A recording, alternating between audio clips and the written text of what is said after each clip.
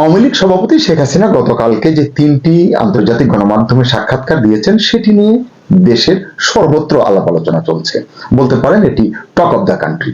শুধু talk of the country নয়, বিশ্বের যেখানে যেখানে বাংলা ভাষাভাষী আছে, বাংলাদেশের নাগরিকরা আছেন, সেখানেও এটি নিয়ে কিন্তু চুলচেরা বিশ্লেষণ হচ্ছে। আমাদের দেশের ভিতরে আমরা যদি একটু তাকাই তাহলে দেখব যে এক পক্ষের মনের মধ্যে বেশ অস্বস্তি আছে, আরেক পক্ষ অস্বস্তি ঠিক নাই কিন্তু আবার মেনেও নিতে পারছে না। আবার কেউ আছে যে যেভাবেই হোক, মানে তিনি যা বলেছেন তার বা চিন্তা বা তার প্রত্যাশা বা তার যে কর্মপরিকল্পনা, যেটি যতটুকু তিনি বুঝতে দিয়েছেন গতকালকের সাক্ষাৎকারে, সেটি যেভাবেই হোক যেন প্রতিরোধ করা যায়, সেই প্রতিরোধের শেষ দৃশ্য রচনায় তারা ব্যস্ত হয়ে পড়েছে।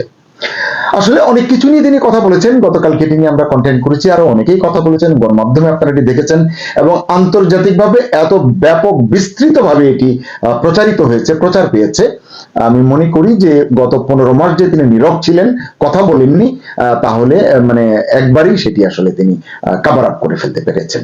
তো আজকে আমি ছোট করে আলাপ করতে চাই, তিনি গতকালকে তার অনেক কথার মধ্যে বলেছেন যে দেশে ফেরা নিয়ে, বাড়ি ফেরা নিয়ে। তিনি বঙ্গবন্ধুর কন্যা, বাংলাদেশের মেয়ে, তিনি এই দেশে ফিরতে চান, এই দেশে রাজনীতি করেছেন, করেন, এই দেশের প্রধানমন্ত্রী ছিলেন একাধিকবার।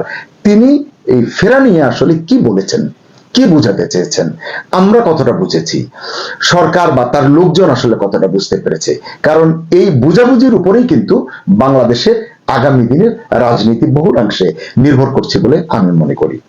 শেখ হাসিনা বলেছেন একেবারে সাফ কথা যে তিনি দিল্লিতেই আছেন, স্বাধীনভাবেই থাকছেন। এটি অত্যন্ত ইঙ্গিতবাহী কথা, স্বাধীনভাবেই থাকছেন, মানে তিনি সেখানে আছেন বটে, মানে এমন কোন আন্ডার কম্পালশন যে না এটা করা যাবে না ওটা করা যাবে না সেভাবে তিনি নেই, কিন্তু তার মনের মধ্যে দেশে ফেরার যে ঐকান্তিক আগ্রহ আছে এটি কিন্তু গতকালকের সাক্ষাৎকারে আমরা বুঝতে পেরেছি। তিনি বলেছেন যে অবশ্যই আমি বাড়ি ফিরতে চাইব, তবে বৈধ সরকারের অধীনে, যেখানে সংবিধান রক্ষা হয় বা রক্ষা হয়েছে এমন সরকার, সত্যিকারের আইন শৃঙ্খলা থাকে। আমরা জানি যে এখন এগুলো তো নেই।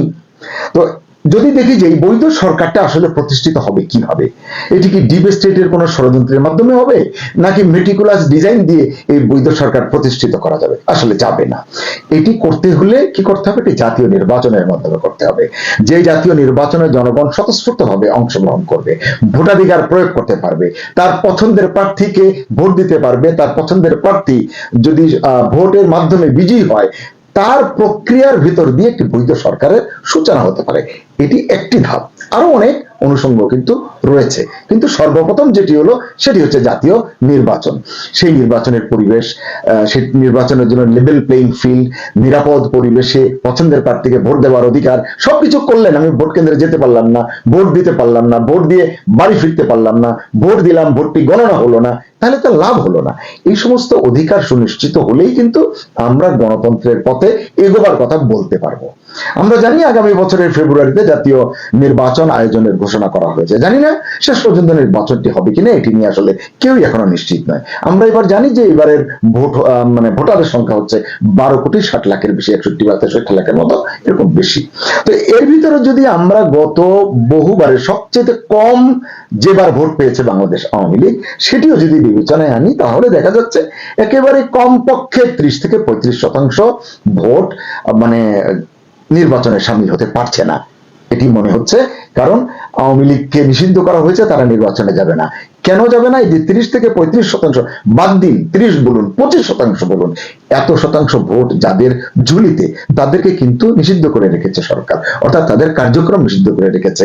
নির্বাচন কমিশন তাদের প্রতীককে মানে কি বলে যে অকার্যকর করে রেখেছে, তারা নির্বাচন করতে পারছে না, স্থগিত করে রেখেছে। অবশ্য সরকার বলছে এই যে ভোটাররা 25%, 30%, 35%, তারা চাইলে অন্য কাউকে আসলে ভোট দিতে পারবেন। মানে বিষয়টা হচ্ছে এইরকম যে আমার বাবা আছেন একজন, কিন্তু বাবাকে বাবা ডাকতে পারবো না, রাস্তা দিয়ে যাচ্ছে এক লোক, তাকে বাবা ডাকতে হবে, মন চাইলেই আমার তাকে বাবা ডাকতে হবে। শিক্ষিত লোকগুলো কেন এই ধরনের কুপরামর্শ জাতিকে দেয়, এটি আসলে আমার মাথায় ধরে না। কিন্তু এই দলের নেতা মানে বাংলাদেশ আওয়ামী লীগের সভাপতি শেখ হাসিনা বলছেন তার দলকে, মানে আওয়ামী লীগকে নির্বাচনে অংশ নেবার সুযোগ না দিলে তার সমর্থকরা ভোট কেন্দ্রে যাবে না, মানে ভোট দেবে না। তার মানে এটি তাদের এটি কৌশল, তারা তাদের মানে কি বলে নেতাদেরকে কর্মীদেরকে বলবে তোমরা ভোট কেন্দ্রে যেও না। তো ভোট কেন্দ্রে যেও না কথা থেকে এখানেই শেষ হবে? ভোট কেন্দ্রে যেও না বা কাউকে যেতে দিও না এরকমও কিন্তু হতে পারে। এই অনুল্লিখিত অপ্রকাশ্য কথাটি বুঝতে পারাটাও কিন্তু একটা বিষয়। এটি যারা বুঝতে পারবে না তারা কিন্তু পরিস্থিতি সামাল দিতে পারবে না, আমার মতো ক্ষুদ্র একজন মানুষ এটি মনে করে। কারণ আমি বলছি কেন এই কথাগুলো, শেখ হাসিনার এই কথাকে যদি শুধু কথার কথা হিসেবে আমরা গ্রহণ করি বা বিবেচনা করি তাহলে চরম ভুল করা হবে। সরকারও আসলে এটি ভুল করবে। প্রথমত আওয়ামী লীগ যারা করে, কারা করে আওয়ামী লীগ? তারা কি আমার আপনার কথা অন্য কাউকে ভোট দেবে? তারা কি আমার আপনার কথা সহজে প্রভাবিত হবে? অতীতে হয়েছে না এখন হবে? টাকা দেবেন, টাকা নেবে, কিন্তু ভোটটা আপনাকে দেবে না, ভোট কেন্দ্রেও যাবে না, গেলে উল্টো কাজটাই করবে। লাভ কি হবে তাহলে? তারা কেন্দ্রের মানে আওয়ামী লীগের কেন্দ্রীয় যে নেতা সভাপতি শেখ হাসিনা তিনি যদি নির্দেশ দেন তারা কিন্তু তার নির্দেশের বাইরে যাবে না। এটি কিন্তু ভালোভাবে মাথায় ঢুকানো দরকার যারা নির্বাচন নিয়ে এত চিন্তা ভাবনা করছেন। শেখ হাসিনা তো স্পষ্ট করে বলেছেন লক্ষ লক্ষ আওয়ামী লীগ সমর্থক এটাকে এই যে নির্বাচন থেকে বাদ দেওয়া হচ্ছে এটাকে তিনি শুধু অনৈতিক বলছেন না, বলছেন এটি আত্মঘাতীয়, এটি রাজনীতির জন্য, গণতন্ত্রের জন্য। তার স্পষ্ট ভাষ্য হচ্ছে আওয়ামী লীগের লক্ষ লক্ষ কর্মী সমর্থককে রাজনৈতিক ব্যবস্থা থেকে বাদ দেওয়া যায় না। কথা সত্য।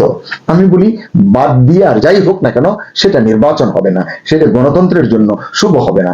এই যে প্রফেসর ইউনূস কথায় কথায় বলেন ইউনিক নির্বাচন, ভালো নির্বাচন, ঐতিহাসিক নির্বাচন, নির্বাচন সম্পর্কে ন্যূনতম ধারণা থাকলে এই ধরনের মানে আকাশ কুসুম কল্পনার কথা তিনি মানে প্রকাশ করতেন বলে আমার মনে হয় না। এখানটাতেই আসলে আমি যত কথাই বলি না কেন, আমাকে কে কি বলবেন আমি জানি না, আমি সেটা পরোয়াও করি না। এখানটাতেই কিছু মাথা মোটা বুদ্ধিজীবী গলা ফাটাবে। গলা ফাটিয়ে কি বলবে? এখন এত নীতিকথা কোথা থেকে বলেন? 16 বছর কোথায় ছিলেন? শেখ হাসিনা কি করেছিলেন? 3টা ভোট যেভাবে করেছেন সেগুলোকে কি ভোট বলা যায়? তখন আপনারা কোথায় ছিলেন? তাহলে কেন এখন আওয়ামী লীগের জন্য এত মায়া কান্না করছেন?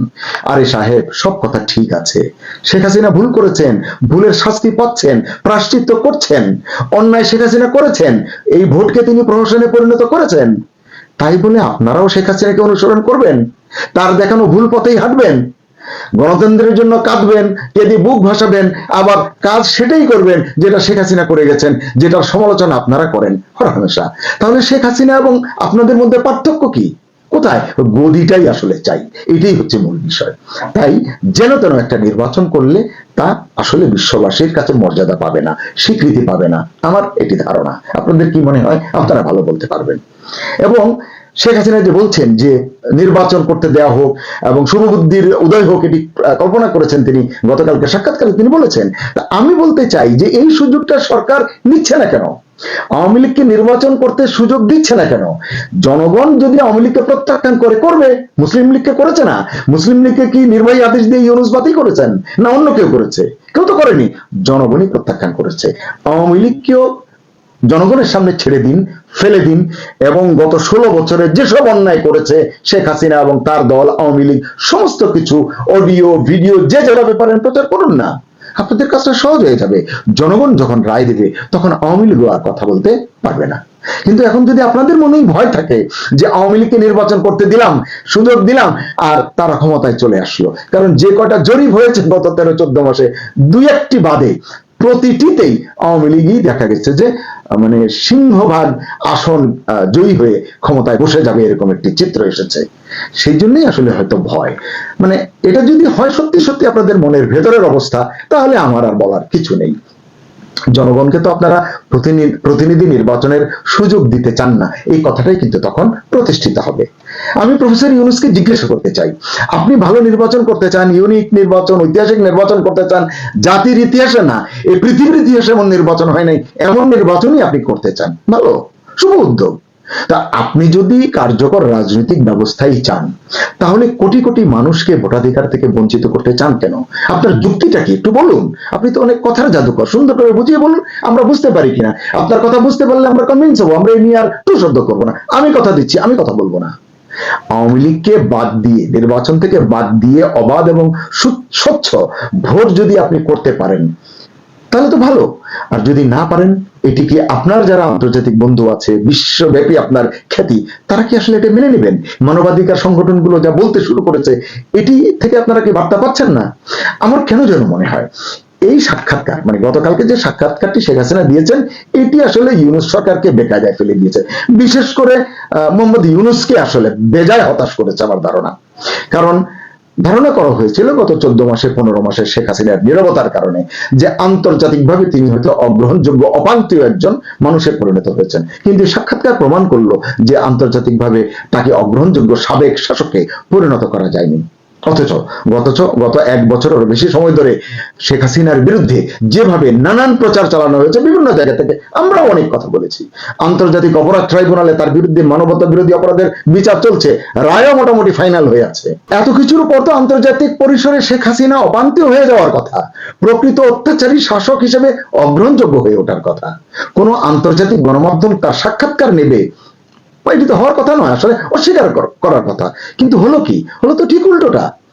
বরং কি দেখা যায়, প্রধান উপদেষ্টা ইউনূস আজকাল বিভিন্ন জায়গায় বিভিন্ন দেশে যখন যান, সাক্ষাৎকার দেন, তার অনেক বক্তব্য বাউন্স ব্যাক করে, নানান বিতর্ক সৃষ্টি হয়। প্রশ্নকর্তার প্রশ্নের উত্তর দিতে গিয়ে তিনি খেই হারিয়ে ফেলেন, এই কথার জাদুকর, কথা খুঁজে পান না, প্রশ্নের ফাঁদে আটকে যান। চেতাম হাউসে বলেন আর সাংবাদিক মেহেদী হাসান বলেন বা যেখানেই বলেন না কেন, তিনি কিন্তু বারবার বিব্রত হয়েছেন। মনে হতে পারে যে আমি তার পক্ষে কথা বলছি, না, আমি আপনাদেরকে সতর্ক করছি, আপনারা বুঝুন। বুঝলে কি লাভ হবে সেটি আপনাদের পকেটে যাবে, আমার পকেটে যাবে না। বরং এখন বিভিন্ন কূটনৈতিক মহল বলছেন, বিশ্ব মানবাধিকার সংস্থাগুলোর কার্যক্রম বলছে, তারা যেসব পদক্ষেপ নিচ্ছে শেখ হাসিনাকে স্বমহিমায় বাংলাদেশে ফেরানোর আয়োজনেই এখন ব্যস্ত নাকি অনেকে। এই তালিকায় এতদিন আমরা শুধু ভাবতাম যে নয়াদিল্লি আছে, শোনা যাচ্ছে এখন আরো অনেকেই এই তালিকায় সামিল হচ্ছেন। সবচেয়ে বড় কথা, দেশের মধ্যে এক ধরনের ঢেউ উঠে গেছে, এটি আপনাদের দেখতে হবে, বুঝতে হবে, পড়তে হবে। বিনীতভাবে অনুরোধ জানাচ্ছি। কি ঢেউ? এই ঢেউ হচ্ছে তারা শেখ হাসিনাকে চায়, আবার চায়। এই ঢেউ শেষ পর্যন্ত কোথায় গিয়ে শেষ হবে আল্লাহ মালুম।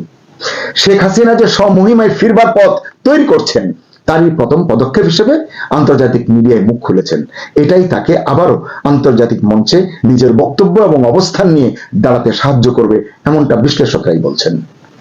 এর পরের খেলা নিশ্চিতভাবেই খেলবে ভারত, এটি আমিও মনে করি। এবং গোল দেওয়ার পরে, গোল একটা হবে, গোল দেওয়ার পর হাততালি দেবে কে জানেন? হাততালি দেবে আর সিটি বাজাবে বাংলাদেশের আপামর জনগণ, যারা ওই ঢেউ তুলেছে, যারা এখন শেখ হাসিনাকে চায়। আপনাদের সীমাহীন ব্যর্থতার কারণে, অযোগ্যতার কারণে, অথর্বতার কারণে। আমার কথায় কারো খারাপ লাগতে পারে, এজন্য আমি দুঃখ প্রকাশ করছি। কিন্তু যারা রাজনীতি করে দেশের চেহারা বদলাতে চান, মানুষের ভাগ্য বদলাতে চান, কিন্তু আগামীকাল কি হবে, পরশু কি হতে পারে তা আজকে অনুধাবন করতে পারেন না, এই দূরদৃষ্টি যাদের নেই, এমন অকাল কুষ্মাণ্ড রাজনীতিক দিয়ে বাংলাদেশে আসলে কিচ্ছু হবে না। আমি কিচ্ছু বলতে পারতাম, ব্যঙ্গ করেই বললাম কিচ্ছু হবে না। শেষ করি, বাংলাদেশে চলমান রাজনৈতিক উত্তেজনার মাঝে হাসিনার সাক্ষাৎকার এবং দেশে ফেরার শর্ত নতুন করে বেশ কিছু আলোচনার জন্ম দিয়েছে। এখন সকলের নজর আগামী নির্বাচন এবং রাজনৈতিক সমীকরণের দিকে, যে আওয়ামী লীগ কি ফিরবে ভোটের ময়দানে, তাদের ফিরতে দেওয়া হবে, শেখ হাসিনা কি ফিরবেন নিজের মাতৃভূমিতে? সময়ই হয়তো এর উত্তর দেবে।